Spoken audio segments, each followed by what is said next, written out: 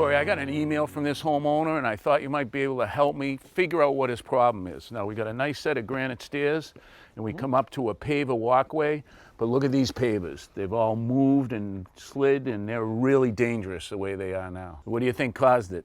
Could it have been water? Well, if water did it, it would have to be a real strong gushing current, and I don't think that's the case here. What if the water froze and went up and down with a thaw? Yeah, it would only move it a little bit if it did that, and it's opened it up quite a bit right now. Yeah. So what I think it is, chipmunks. Oh, really? Yeah. See this, oh, look at the huge hole. You think they're still in there? I doubt it. Look at that trail, Corey. See where they bored right through underneath these pavers? Oh, yeah. No wonder they settled. They make two types of burrows. Okay. One of them's really shallow in an area like this with a lot of ground cover, so they can come in and out and not get eaten by a hawk or a fox or something like that. Okay. But they also have another burrow probably 15 to 30 feet away from here that's 1 to 3 feet deep, and that's where they winter over and store their nuts and everything for the whole winter. So I think the first thing we should do is tie the shrubs back so we can actually see what we're working with, and we'll go from there. All right, Corey, that looks good. So I'm gonna pick up some pavers. I don't wanna take too many, I just wanna go to about there. So I'm just gonna take the first one out and stack it up here, and then I'll put all the others behind it in sequence. Okay. Want to just take a picture of it so we know where it's going? That would be a great idea. Got it.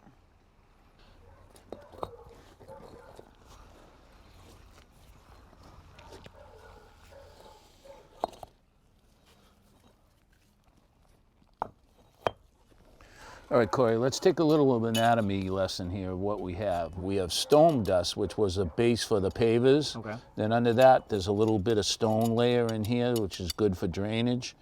But what happened was as these pavers opened up, all this loamy material gets in the cracks, and that's not good because it's just gonna lead to weeds and more expansion. Okay. You wanna take that and put it in a bucket.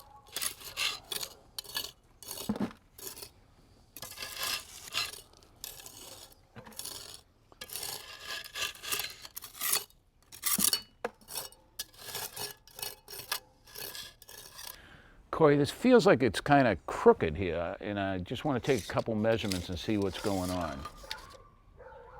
Okay, these pavers measure 18.5 inches there. Okay. But when I measure down here, it measures 22. So we're off 3.5 inches. So what we're going to do is try to clean this out all the way through down to the bottom of this piece of granite and then push the granite forward.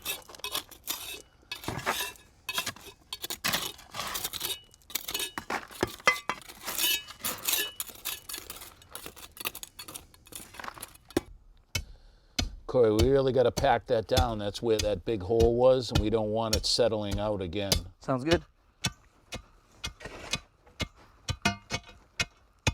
All right, Corey, I got the iron bar on the piece of granite now. I'm going to try to slide it. When I get up there, I want you to measure. We want it to be 18.5, I think, right? Yep. Okay, you ready? Yep. There she goes. A little more. So a little more to go.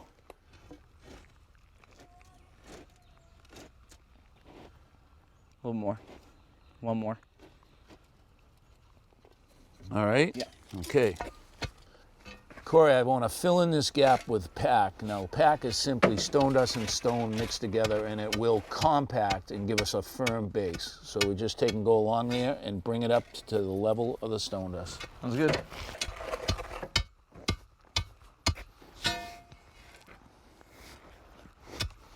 All right, Corey, we're up to subgrade, so what we're going to do now is spread a little bit of stone dust for these pavers to sit on. Okay. Normally, if I was doing a walk like this, I'd come in and get the whole thing dug out and then leveled and put pipes up and screed it off, and we'd drop these in really quickly. Okay. But unfortunately, we have to set every one of these separately because we're going to have 2 points we have to meet, the existing walkway and this granite step. So we're going to start out here with this one and work our way back, leveling each one to the walkway as we go. That one's good.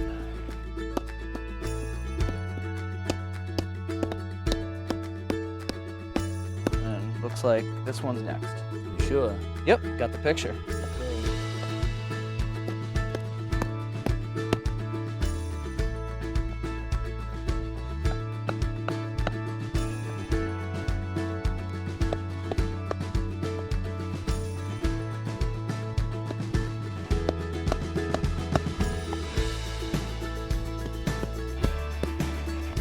Corey, you're going to take and spread that stone dust on top of the pavers we set. It's going to fill in the joints, and that'll keep weeds from growing.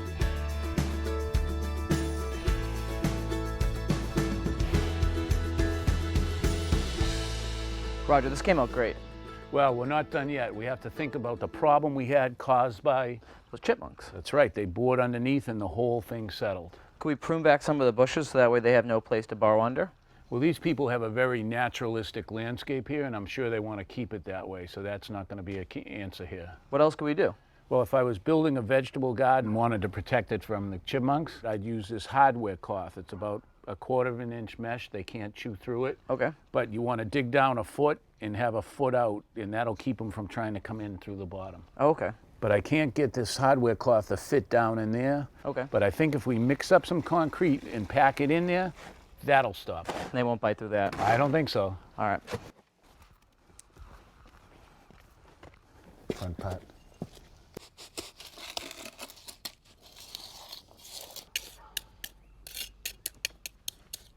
I'm just going to cover the concrete with some of the stones that are on site.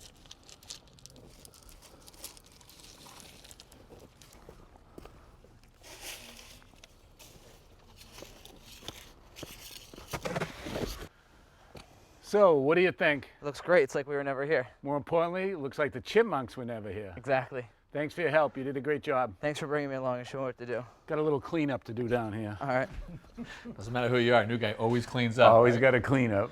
I tell you, I would have been with Corey. I would have said water, frost heaves, but you go right to chipmunks. How's that? Over the years, I've had the experience. In fact, I've had them twice rip up my front lawn. So I know when they're around. Yeah, I mean, and I guess we see the damage more, it's more obvious when they hit walks and walls. If they just burrow into the grass. You're never going to see them. Right. But out front, it can even cause trip steps and things like that, which are dangerous. So Corey had suggested maybe pushing the ground cover and those shrubs back away from the walk. You think that's a reasonable solution? It'll help because they don't like to be exposed. A hawk can grab them, a fox or something like that. So the more you cut it back, you create open space. They don't like to go across that. They try to burrow around it. Okay. You did concrete, you used wire. Obviously, we could have done trapping or exterminating. How about the repellents? Are they effective? They are. Most of them are labeled to last for 30 days, but if you get a rainstorm, it's going to wash them off and you have to reapply. Ah, so if you go with the repellent, know that you're going to have to stay on it and keep at it. Again and again and again. All right, well, great to see you working with Corey. He's a good guy. And a Yeah. phone trick, you like that? Yeah, hey, just happened to think it'll work on this. Yeah, I think you and Corey should probably get together on, you know what, just keep them close.